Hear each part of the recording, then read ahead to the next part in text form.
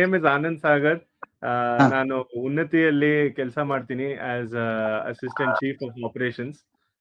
Very unique program ನಾವು ಮಾಡ್ತಿದೀವಿ sir colleges ಅಲ್ಲಿ. ನಿಮಗೆ ಗೊತ್ತಿರುತ್ತೆ ಯುನೆಕ್ಸ್ಟ್ ಪ್ರೋಗ್ರಾಮ್ ಹೌದು ಸರ್. ಅಂತ. ಹೌದು ಸೊ ನನ್ ಕನ್ನಡ ಸ್ವಲ್ಪ ಡಿಫ್ರೆಂಟ್ ಆಗಿರ್ಬೋದು sir from what you are use to. ಇಲ್ಲ, ಬಾಳ ಚೆನ್ನಾಗಿದೆ ಸರ್, ತಮ್ದು ಬಾಳ ಚೆನ್ನಾಗಿದೆ ಕನ್ನಡ. ಆದ್ರೆ ನಮ್ ಬೆಂಗಳೂರು ಕನ್ನಡ ಮತ್ತೆ ನಿಮ್ ಕನ್ನಡ ಸ್ವಲ್ಪ ವ್ಯತ್ಯಾಸ ಇರುತ್ತೆ ಅದ್ರಿಂದ. ಇಲ್ಲ ಸರ್, ವೇವ್ಸ್ ಎಲ್ಲ ಮ್ಯಾಚ್ ಆಗ್ತಾವ, ತರಂಗಗಳೆಲ್ಲ ಸರಿ ಹೋಗ್ತಾವ. ಹೌದು, ಗ್ರೇಟ್ ಸರ್, ಗ್ರೇಟ್. ಸೊ ನಾವು ಆಕ್ಚುಲಿ ಸರ್ ಈ ಪಾಡ್ಕಾಸ್ಟ್ ಸೀರೀಸ್ ಅಂತ ಶುರು ಮಾಡಿದ್ವಿ. ಟಾಕ್ ಟು ಪ್ರಿನ್ಸಿಪಲ್ಸ್, ಯಾರು ಪ್ರಿನ್ಸಿಪಲ್ಸ್ ಮತ್ತೆ ಪ್ಲೇಸ್ಮೆಂಟ್ ಆಫೀಸರ್ಸ್ ಆಕ್ಚುಲಿ ಗ್ರೌಂಡ್ ಅಲ್ಲಿ 20 ವರ್ಷದ ಮೇಲೆ ಕೆಲಸ ಮಾಡಿರ್ತಾರೆ, ಅವ್ರಿಗೊಂದು ವಾಯ್ಸ್ ಕೊಡೋಣ, ಮತ್ತೆ ಸ್ಟೂಡೆಂಟ್ಸ್ ತಲುಪೋ ಹಂಗೆ, ಬೇರೆ ಸ್ಟೇಟ್ಸ್ ಅಲ್ಲಿ ಬೇರೆ ಪ್ರಿನ್ಸಿಪಲ್ಸ್ ತಲುಪೋ ಹಂಗೆ ಒಂದು ಸೀರೀಸ್ ಮಾಡ್ಬಿಟ್ಟು ಯೂಟ್ಯೂಬ್ ಅಲ್ಲಿ ಹಾಕೋಣ ಅಂತ ನಾವು ಯೋಚನೆ ಮಾಡಿ ಪ್ಲಾನ್ ಮಾಡಿರೋದು sir. Very good sir, very good, very good. This is a very new initiative sir. ಇದು ಬಹಳ ಒಳ್ಳೆ ಚೆನ್ನಾಗಿ ತಮ್ದ ಕಲ್ಪನೆ ಇದೆ ಸರ್. ಇದನ್ನ you go all along sir. It is a very good concept sir. It is motivation and it is a very good program sir. Thank you so much sir. So for us it is a pleasure and honor to have you on our podcast today. So to start off sir, ನಿಮ್ ಬಗ್ಗೆ, ನಿಮ್ personal ಇದ್ರ ಬಗ್ಗೆ, journey ಬಗ್ಗೆ ನಮಗೆ ಹೇಳಿ sir. ಎಲ್ಲಿಂದ ನೀವು ಸ್ಟಾರ್ಟ್ ಮಾಡಿದ್ರಿ ಮತ್ತೆ ಇವತ್ತು ನೀವು ಪ್ರಿನ್ಸಿಪಲ್ ಆಗಿದ್ದೀರಾ ಗವರ್ಮೆಂಟ್ ಪಾಲಿಟೆಕ್ನಿಕ್ ಫಾರ್ ವುಮೆನ್ ಅಲ್ಲಿ.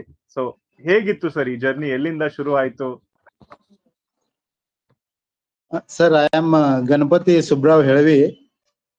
ನಮ್ದು ಬೆಳಗಾಂ ಜಿಲ್ಲೆ ಸರ್. ಒಂದು ಹುಕ್ಕೇರಿ ತಾಲೂಕ್ ಅಂತಿದೆ, ಅದು ಗ್ರಾಮದಿಂದ ಬಂದಿದ್ದೀವಿ. ನಾವು ಒಂದು ಕಡು ಬಡತನ ಕುಟುಂಬದಲ್ಲಿ ಬೆಳೆದಿದ್ದೀವಿ ಸರ್. ಆಮೇಲೆ ಪ್ರೈಮರಿ ಸ್ಕೂಲ್ 1 to 7 ನಮ್ಮ ಊರಲ್ಲೇನೆ ಸರ್, ಮದಿಹಳ್ಳಿ ಗ್ರಾಮ, ಹುಕ್ಕೇರಿ ತಾಲೂಕು. ಮತ್ತೆ ನಮ್ಮ ತಾಲೂಕಿನಿಂದ ಜ್ಞಾನಪೀಠ ಪ್ರಶಸ್ತಿ ಪಡೆದಿರ್ತಕ್ಕಂಥ ಡಾಕ್ಟರ್ ಚಂದ್ರಶೇಖರ್ ಕಂಬಾರ್ ಅವ್ರು ನಮ್ಮ ತಾಲೂಕಿನ ಕನ್ನಡದ ಮೇರು ಸಾಹಿತ್ಯ ಅಂತ ಹೇಳ್ಕೊಳ್ಲಿಕ್ಕೆ ನಮಗೆ ಬಹಳ ಹೆಮ್ಮೆ. ಮತ್ತ ನಮ್ಮ ಇಡೀ ಜಿಲ್ಲೆಗೆನೆ ಒಂದು ಕೀರ್ತಿ ಕಳಶ ಇದಾರೆ ಸರ್ ಅವರು. ಒಂದು ಅದೇ ರೀತಿ ಸರ್, ನಮ್ಮ ಜಿಲ್ಲೆಯಲ್ಲಿ 5 ನದಿಗಳಿದೆ ಸರ್, ಪಂಚ ನದಿಗಳಿದೆ. ಇಂಥ ಒಂದು ಸಮೃದ್ಧ ಜಿಲ್ಲೆಯಿಂದ ನಾವು ಬಿಲಾಂಗ್ ಆಗ್ತೀವಿ ಅಂತ ಹೇಳಲಿಕ್ಕೆ ನಮಗೆ ಬಹಳ ಹೆಮ್ಮೆ ಇದೆ ಸರ್. 1 to 7th ಸ್ಟ್ಯಾಂಡರ್ಡ್ ನಮ್ಮ ಊರಲ್ಲೇನೆ ಕನ್ನಡ ಬಾಯ್ಸ್ ಸ್ಕೂಲ್, ಕನ್ನಡ ಗಂಡು ಮಕ್ಕಳ ಶಾಲೆಯಲ್ಲಿ ಓದಿದ್ವಿ. 8ನೇ ತರಗತಿಯನ್ನ ಹುಕ್ಕೇರಿ, ನಮ್ಮ ಹುಕ್ಕೇರಿ ತಾಲೂಕಾ ಕೇಂದ್ರದಲ್ಲಿ ಶ್ರೀ ಕಾಡಸಿದ್ದೇಶ್ವರ ಹೈಸ್ಕೂಲ್, ಅದು ಏಡೆಡ್ ಹೈಸ್ಕೂಲ್ ಸರ್, ಅಲ್ಲಿ 8ನೇ ಕ್ಲಾಸ್ ಮಾಡಿದ್ವಿ. ಅನಂತರ ನಮ್ಮ 2ನೇ ಬ್ರದರ್ ಅವರ ಒಂದು ಕರೆ ಮೇರೆಗೆ ನಾವು 9th and 10th ಬೆಳಗಾವ ಜಿಲ್ಲೆಯ ಜಿಲ್ಲಾ ಕೇಂದ್ರ ಆಗಿರ್ತಕ್ಕಂಥ ಟಿಳಕವಾಡಿ ಸ್ವಾಧ್ಯಾಯ ವಿದ್ಯಾಮಂದಿರ ಅಲ್ಲಿ ಓದಿದೀವಿ ಸರ್ 9th 10th. ಆಮೇಲೆ ಅದ್ರ ನಂತರ ಒಂದು 3 ತಿಂಗಳ RLS ಕಾಲೇಜಲ್ಲಿ ಸೈನ್ಸ್ ಕಾಲೇಜಿಗೆ ಅಡ್ಮಿಷನ್ ಮಾಡಿದ್ವಿ ಸರ್. ಅನಂತರ ನಮ್ಮ ಬ್ರದರ್ ಅವರ ಫ್ರೆಂಡ್ ಹೇಳಿದ್ರು, ಹೀಗೆ ನೀವು ಆರ್ಟ್ಸ್ ಮಾಡಿದ್ರೆ, ಕಾಮರ್ಸ್ ಮಾಡಿದ್ರೆ, ಸೈನ್ಸ್ ಮಾಡಿದ್ರೆ ಹಾಗೆ ಅದು ಹನುಮಂತನ ಬಾಲ್ ಹಾಗೆ ನೀವು ಹಾಗೆ ಓದ್ತಾನೆ ಹೋಗ್ಬೇಕು, ಹಾಗೆ ಕಲಿತಾನೆ ಹೋಗ್ಬೇಕು.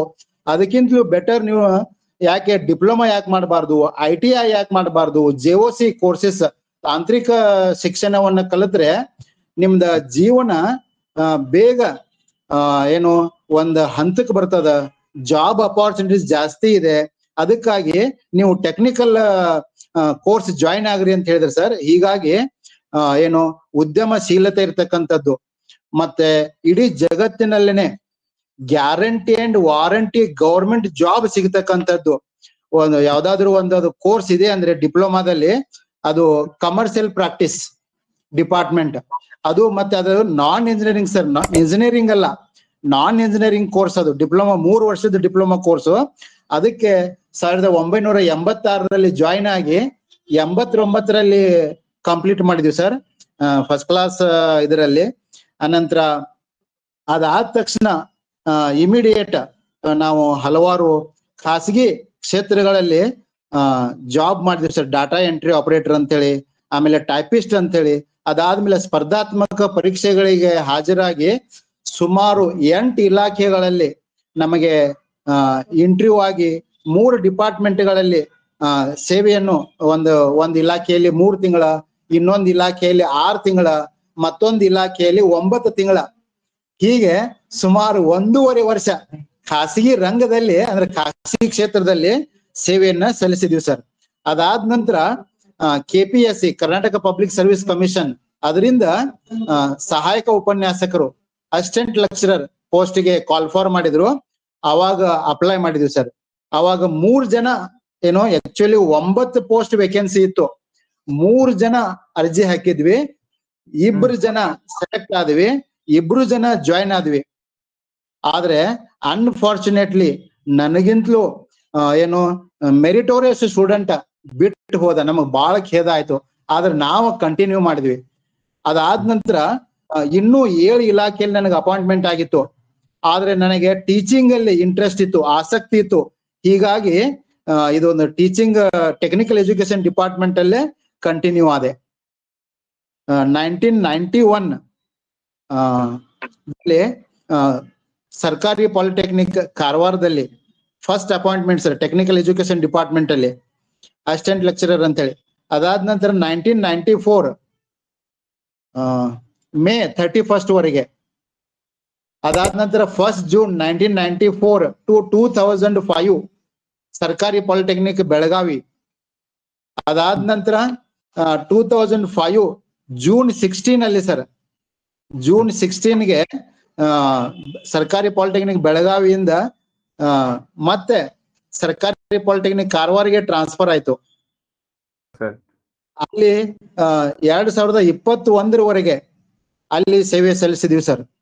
ಅನಂತರ 31 ಜುಲೈ 2021 ಸರ್ಕಾರಿ ಮಹಿಳಾ ಪಾಲಿಟೆಕ್ನಿಕ್ ಹುಬ್ಬಳ್ಳಿ ಸಂಸ್ಥೆಗೆ ವರ್ಗಾವಣೆ ಹೊಂದಿರೋದ್ರಿಂದ ಇಲ್ಲಿ ಬಂದಿದೀವಿ ಸರ್.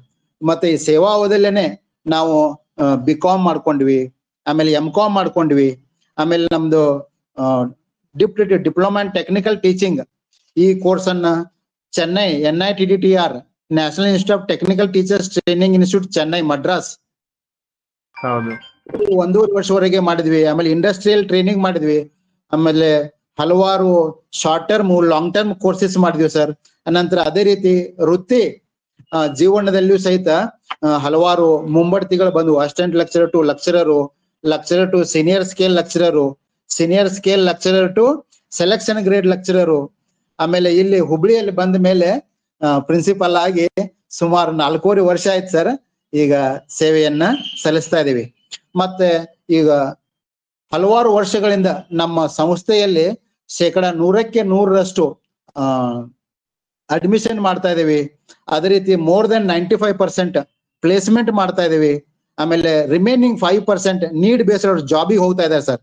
ಮತ್ ಇದು ಒಂದು ಟೀಮ್ ವರ್ಕ್ ಸರ್. ಹೀಗಾಗಿ ನಮ್ಮಲ್ಲಿ ಏನು, ಇದು ಸರ್ಕಾರಿ ಸಂಸ್ಥೆ, ಒಂದು ಸೇಯಿಂಗ್ ಇದೆ sir, don't judge A book by it's cover ಅಂತ ಹೇಳಿ. ನಮ್ಮಲ್ಲಿ ಎಲ್ಲ ಮೆರಿಟೋರಿಯಸ್ ಆಮೇಲೆ ಎಕ್ಸ್ಪೀರಿಯನ್ಸ್ಡ್ PG ಹೋಲ್ಡರ್ಸ್ ಎಲ್ಲ ಸ್ಟಾಫ್ ಇದಾರೆ ಸರ್. ಅದೇ ರೀತಿ ಲ್ಯಾಬ್ಸ್ ಇದೆ, ಲ್ಯಾಂಗ್ವೇಜ್ ಲ್ಯಾಬ್ ಇದೆ, ಕಂಪ್ಯೂಟರ್ಸ್ ಲ್ಯಾಬ್ ಇದೆ, ಲೈಬ್ರರಿ ಇದೆ, ಹೀಗೆಲ್ಲ ರಿಸೋರ್ಸಸ್ ಎಲ್ಲ ಇದೆ ಸರ್. ಹೀಗಾಗಿ ಈ ಒಂದು ಟೀಮ್ ಅನ್ನ ಏನು ಎಕ್ಸ್ಪೀರಿಯನ್ಸ್ಡ್ ಟೀಮ್ ಅನ್ನ ಲೀಡ್ ಮಾಡ್ಲಿಕ್ಕೆ ನನಗೆ ಬಹಳ ಖುಷಿ ಮತ್ತು ಸಂತೋಷ ಇದೆ sir. So all credit goes to our college. ಬಹಳ ಖುಷಿ ಆಗತ್ತೆ ಸರ್ ಕೇಳಕ್ಕೆ.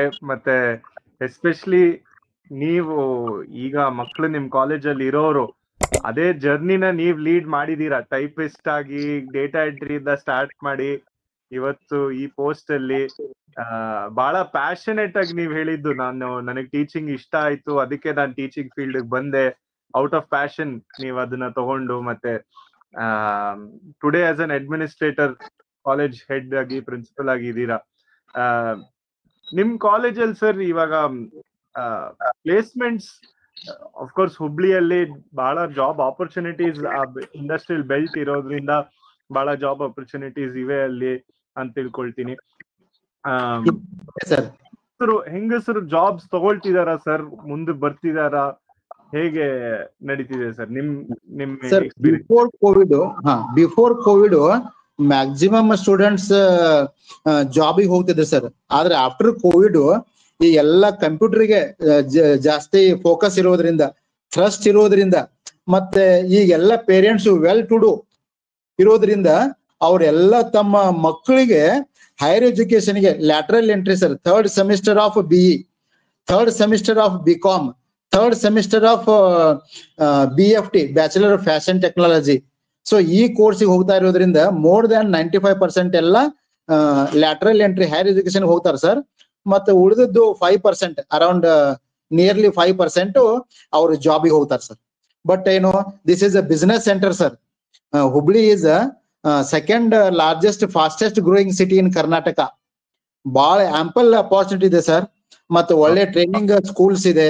ಮತ್ ನಮ್ದೇನು ಫಾರ್ಮಲ್ ಎಜುಕೇಶನ್ ನಾವು ಕೊಡ್ತಾ ಇದೀವಿ, ಅದ್ರ ಜೊತೆಗೆ ಇನ್ ಫಾರ್ಮಲಿ ನಿಮ್ದು ಏಮ್ ಅಂಡ್ ಮಿಷನ್ ಸೇಮ್ ಇದೆ. ಏನು, ಸ್ಟೂಡೆಂಟ್ಸ್ಗೆ ಹೆಚ್ಚು ಸ್ಕಿಲ್ಸ್ ಕೊಡ್ಬೇಕು, ಆಮೇಲೆ ಅವ್ರಿಗೆ ಟ್ರೈನಿಂಗ್ಸ್ ಕೊಡ್ಸ್ಬೇಕು, ಕಮ್ಯುನಿಕೇಶನ್ ಟ್ರೈನಿಂಗ್ಸ್ ಕೊಡ್ಬೇಕು, ಆಮೇಲೆ ಎಥಿಕ್ಸ್ ಮತ್ತೆ ಲೈಫ್ ಸ್ಕಿಲ್ಸ್ ವ್ಯಾಲ್ಯೂಸ್ ಕೊಡ್ಬೇಕು ಅಂತಕ್ಕಂತ ತಮ್ದೇನು ಮೋಟೋ ಇದೆಯಲ್ಲ sir. You are joining hands together with us. We are very grateful for your endeavour sir. Thank you so much. We are all working towards the same mission, as you said. Yes, sir, for all the teachers listening, ಎಷ್ಟು teachers ಯಾರ್ಯಾರು ಕೇಳ್ತಾರೋ ಅವ್ರಿಗೆ ನಿಮ್ message sir, ನೀವು ನಿಮ್ experience ಇಂದ, from being a teacher to moving to administration, ಮಕ್ಕಳನ್ನ motivate ಮಾಡೋದ್ರಲ್ಲಿ what is your message to them sir? ಹಾ ಸರ್, ಯಾವುದೇ ಶಾಲೆ ಕಾಲೇಜ್ ಇರ್ಬೋದು, ಅವರು ಏನು ಆಯಾ ಡಿಪಾರ್ಟ್ಮೆಂಟ್ ನವರು ಕರಿಕ್ಯುಲಮ್ ಫ್ರೇಮ್ ಮಾಡಿ ಕೊಡ್ತಾರೆ. ಇದು ಫಾರ್ಮಲ್ ಎಜುಕೇಶನ್ ಅನ್ನ ಆಯಾ ಸ್ಕೂಲ್ ಕಾಲೇಜ್ನವ್ರು ಕೊಡ್ತಾರೆ. ಮತ್ತೆ ಇನ್ಫಾರ್ಮಲ್ ಎಜುಕೇಶನ್ ಅಂದ್ರೆ ಲೈಫ್ ಸ್ಕಿಲ್ಸ್ ಇರ್ಬೋದು, ಅಥವಾ ಕಮ್ಯುನಿಕೇಶನ್ ಸ್ಕಿಲ್ಸ್ ಇರ್ಬೋದು, ಅಥವಾ how to face the interview, personality development activity ಮೂಲಕ, ಮತ್ತೆ ಏನು ಹುಡುಗರಿಗೆ ಬೋರ್ ಆಗದಾಗೆ ಈ ರೀತಿ ಉನ್ನತಿ ಫೌಂಡೇಶನ್ ಮೂಲಕ, ಅಥವಾ ಇನ್ಫೋಸಿಸ್ ಮೂಲಕ, ಅಥವಾ ಇನ್ನೂ ಕೆಲವೊಂದಿಷ್ಟು NGOs ಇದೆ. They are joining hands with the school colleges in the upliftment of all students. Yes, ಹೌದು ಸರ್, ಡೆಫಿನೆಟ್ಲಿ ಸರ್. ಮತ್ತೆ ಮಕ್ಕಳಿಗೆ ಸರ್ ನಿಮ್ message, what is your advice to the youth of today who are passing out? Advice. Sir, ಈಗ ಏನು ಈ ಉನ್ನತಿ foundation ಇಂದ ಅಥವಾ ಇನ್ನಿತರ ಯಾವುದೇ NGOಗಳು ಟ್ರೈನಿಂಗ್ಸ್ ಕೊಡ್ತಾರಲ್ಲ, ಅದು ಲೈಫ್ ಸ್ಕಿಲ್ಸ್ ಇದೆ. ಯಾವುದೇ ಒಂದು ಪ್ರಾಬ್ಲಮ್ ಬಂದ್ರೆ ಅದನ್ನ ಯಾವ ರೀತಿ ಫೇಸ್ ಮಾಡ್ಬೇಕು, ಅದನ್ನ ನಮ್ದು ಆಟಿಟ್ಯೂಡ್ ಹೇಗಿರ್ಬೇಕು, ಅದನ್ನ ಪ್ರಾಕ್ಟಿಕಲಿ ಏನು ಎಂಜಾಯಬಲ್ ಆಗಿ, ಏನು ಅದು ಬೋರಿಂಗ್ ಇರಬಾರ್ದು, ಯಾವ ರೀತಿ ಅದನ್ನ ಏನು ಮಾನವ ಸರಪಳಿಯನ್ನ ರಚಿಸೋದ ಮೂಲಕ ಇರಬಹುದು, ಅಥವಾ ಯಾವುದೇ ಒಂದು ಆಕ್ಟಿವಿಟಿ ಮೂಲಕ ಇರಬಹುದು. ಮತ್ತೆ ಏನೇ ಪ್ರತಿ ದಿವಸ ಯಾವುದೇ ಒಂದು ಹೊಸದಿದ್ರು ಚಾಲೆಂಜ್ ಡೇ ಆಗಿದೆ. ಸೊ ಅದನ್ನ ವಿತ್ ರೈಟ್ ಸ್ಪಿರಿಟ್, ಪ್ರೊಡಕ್ಟಿವ್ ಆಗಿ, ಮತ್ತೆ ಸಕಾರಾತ್ಮಕ ಮತ್ತು ಧನಾತ್ಮಕ ಚಿಂತನೆಯೊಂದಿಗೆ ಅದನ್ನ ಯಾವ ರೀತಿ ಪರಿಹಾರ ಮಾಡ್ಬೇಕು ಅಥವಾ ಯಾವ ರೀತಿ ನಿವಾರಣೆ ಮಾಡ್ಬೇಕು ಅನ್ನೋದು ಎಲ್ಲ ಹಿಂಟ್ಸ್ ಅನ್ನ, ಟಿಪ್ಸ್ ಅನ್ನ, ಈ ರೀತಿ ಎಲ್ಲಾ ಟ್ರೈನಿಂಗ್ಸ್ ಅನ್ನ ಕೊಡ್ತಾ ಇದಾರ, ಸ್ಕಿಲ್ಸ್ ಹೇಳ್ತಾ ಇದಾರ. ಮತ್ತೆ ಯಾವ ರೀತಿ ಇಲ್ಲಿ ಏನ್ ಟ್ರೈನಿಂಗ್ಸ್ ಕೊಡ್ತಾರಲ್ಲ, ಅದನ್ನ ಬರೀ ಕಲಿತೀವಿ, ಮಾಡಿದ್ವಿ, ಬಿಟ್ಟಿವಿ ಅಂದ್ರೆ it is of no use.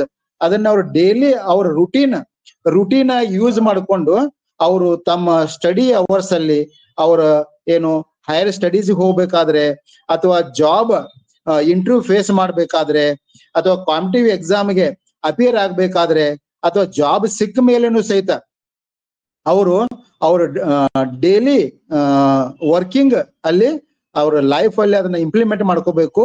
ಅದ್ರ ಮೂಲಕ ಅವರು ಸಕ್ಸಸ್ಫುಲ್ ಪರ್ಸನ್ ಆಗಬಹುದು ಅಂತಕ್ಕಂತ ಒಂದು ಅಭಿಲಾಷೆ sir. Thank you very much. Leader ಚೆನ್ನಾಗಿದ್ರೆ you will automatically attract good people. That is why I am sure that your college has great staff because they have a leader like you, Ala sir. And thank you very much. Thank you to all your staff. Ellaru support ಮಾಡಕ್ಕೆ ಮತ್ತೆ ಅವ್ರು ಮಾಡ್ತಿರೋ every day ಅವ್ರು ಮಾಡ್ತಿರೋ ಸರ್ವಿಸ್ಗೆ, and for you for putting in all your time and effort for the youth of the country. Thank you so much sir. Thank you for being. Thank you very much sir. Sir, ಒಂದು request ತಮ್ಮಲ್ಲಿ ಏನು ತಮ್ಮ ವತಿಯಿಂದ Joy sir, sorry sir, Joy ಅಂತೇಳಿ ನಮ್ಮಲ್ಲಿ trainer ಇದಾರೆ sir ತಮ್ಮ foundation ಇಂದ. ಅವ್ರ ಜೊತೆಗೆ ಇನ್ನೊಬ್ರು ಲೇಡೀಸ್ ಲಾಸ್ಟ್ ಟೈಮ್ ಕಳೆದ 3 ವರ್ಷಗಳಿಂದ ಒಳ್ಳೆ ಟ್ರೈನಿಂಗ್ ಕೊಡ್ತಾ ಇದಾರೆ. ನಮ್ಮಲ್ಲಿ ಏನು 6 ಬ್ರಾಂಚ್ ಇದೆ. 6 ಬ್ರಾಂಚ್ ಇದ್ದ ಎಲ್ಲ ಫೈನಲ್ ಇಯರ್ ಮಕ್ಕಳಿಗೆ ಏನು ಟೈಮ್ ಮ್ಯಾನೇಜ್ಮೆಂಟು ಮತ್ತ ಎಲ್ಲಾನು ಅಟ್ರಾಕ್ಟಿವ್ ಆಗಿ ಎಲ್ಲ ಹೇಳ್ತಾ ಇದಾರೆ. ಒಳ್ಳೆ ಫೀಡ್ಬ್ಯಾಕ್ ಕೊಡ್ತಾ ಇದಾರ. ಮತ್ ಬಾಳ ಅವ್ರ ಲೈಫಿಗೆ ಮತ್ತ ಪ್ರೊಫೆಷನಲ್ ಲೈಫಿಗೆ ಸಹಿತ ಬಹಳ ಹೆಲ್ಪ್ ಆಗಿದೆ ಅಂತ ಹೇಳಿ ಎಲ್ಲರೂ ಒಳ್ಳೆ ಫೀಡ್ಬ್ಯಾಕ್ ಕೊಟ್ಟಿದ್ದಾರೆ ಸರ್. ಅದಕ್ಕಾಗಿ ಇದೇ ಒಂದು ಸಂದರ್ಭದಲ್ಲಿ ಏನು ನಮ್ಮಲ್ಲಿ ಏನ್ ಟ್ರೈನಿಂಗ್ ಕೊಡ್ತಾ ಇದಾರೆ ಟ್ರೈನರ್ಸ್ ಅದ್ರ ಅವರಿಗೆ ಮತ್ತ ನೀವು ನಮ್ ಜೊತೆ ಕೈ ಜೋಡಿಸ್ತಾ ಇದ್ದೀರಿ. ಅದಕ್ಕಾಗಿಯೂ ಸಹಿತ ನಮ್ಮ ಸಂಸ್ಥೆ ಪರವಾಗಿ ನಮ್ಮ ಎಲ್ಲಾ teaching and non teaching staff ಮತ್ತೆ ನಮ್ಮ ಎಲ್ಲಾ ಸ್ಟೂಡೆಂಟ್ಸ್ ಪರವಾಗಿ ತಮಗೆ ಅಭಿನಂದನೆ ಮತ್ತು ಶುಭಾಶಯಗಳು ಸರ್. ಇದೇ ರೀತಿ ತಮಗೆ ಮುಂದಿನ ದಿನಗಳಲ್ಲೂ ಸಹಿತ ನೀವು ನಮಗೆ ಏನು ಇದು ವಿನ್ ವಿನ್ ಸಿಚುವೇಶನ್ ಸರ್. ಏನು ತಾವು ಒಂದು ಪ್ಲಾಟ್ಫಾರ್ಮ್ ಆಗಿ ಸರಿಯಾಗಿ ಯೂಸ್ ಮಾಡ್ಕೋತಾ ಇದ್ರಿ, ತಮಗೂ ನಾವು ಒಂದು ಪ್ಲಾಟ್ಫಾರ್ಮ್ ಕೊಡ್ತಾ ಇದೀವಿ. ಅದಕ್ಕಾಗಿ ತಮ್ಮಿಂದ ಒಂದು CSR ಫಂಡ್ ಇಂದ ಕಂಪ್ಯೂಟರ್ಸ್ ಇರ್ಬೋದು ಅಥವಾ ಮತ್ತೆ ಯಾವ್ದಾದ್ರು ಲ್ಯಾಬ್ ಇಕ್ವಿಪ್ಮೆಂಟ್ ಇರ್ಬೋದು, ಟೂಲ್ಸ್ ಇರ್ಬೋದು, ಯಾವುದೇ ಒಂದು ರೀತಿಯಿಂದ ನಮ್ಮ ಕಾಲೇಜಿಗೂ ಏನು ಒಂದು ತಮ್ಮಿಂದ ಹೆಲ್ಪ್ ಆದ್ರೆ it is of much help ಅಂತ ಹೇಳ್ತಾ ವಿ ಆರ್ ಗ್ರೇಟ್ಫುಲ್ ಅಂತ ಹೇಳ್ತಾ ಸರ್. ಮಗದೊಮ್ಮೆ ತಾವು ಇಷ್ಟೊಂದು ಇನಿಷಿಯೇಷನ್ ತಗೊಂಡು ನಮ್ಮ ಮಕ್ಕಳ ಒಂದು ಸಮಗ್ರ ಏನು ಫಾರ್ಮಲ್ ಜೊತೆಗೆ ಇನ್ಫಾರ್ಮಲ್ ಟ್ರೈನಿಂಗ್ಸ್ ಕೊಡ್ತಾ ಇದ್ರಿ. ಅದಕ್ಕಾಗಿ ತಮ್ಮ ಎಲ್ಲಾ ತಂಡದವರಿಗೆ ಧನ್ಯವಾದಗಳು ಮತ್ತೆ ಅಭಿನಂದನೆಗಳು ಸರ್.